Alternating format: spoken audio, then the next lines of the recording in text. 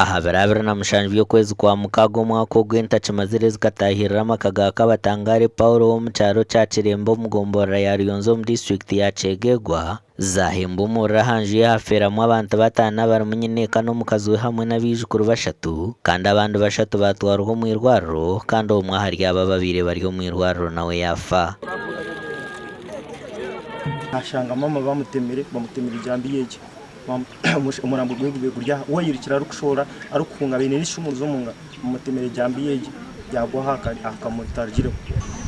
tomano gurusha bamutwara mu rwaro mbende hospital ahabira mazire weekend shaka mwiha yakamutwara mbara referral hospital ahafurira n'ikiro shamushanju bw'ikiro akwiyaho hati abana bo bakirweyire abana bakiri mu irwara barweyire hatanushatse garo bashatu babiri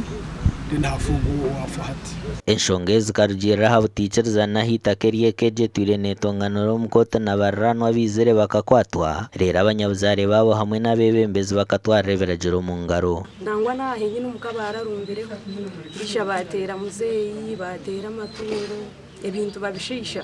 ubwo muzeyi akitwara fayiro ye gaharayiguru eburakurwa abantu mushanja barimu speaker w'egomborora ya Ruyonzo Suleiman Nyakana, pastor w'ekanisa ya Angels of God Kirembe na Joshua hamwe n'abandi bahereze kutwarwa mu cyome cya Nyamango muri Kyenjojo kandi we chairman w'ecyaro cya Kirembe akiruka yabara Minister Nabanja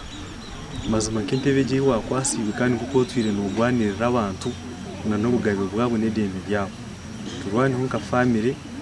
kandi tungo bulinganiza amazima abana bo mugenzi Kabatangare no bagera ngo berarikirire mununga ngo habwo kuba hari habebembeza bariyo no bakora ubuceki ihembe okwihaba kwasurwa mu cyome amakuraga gashakwa Philip Marangira.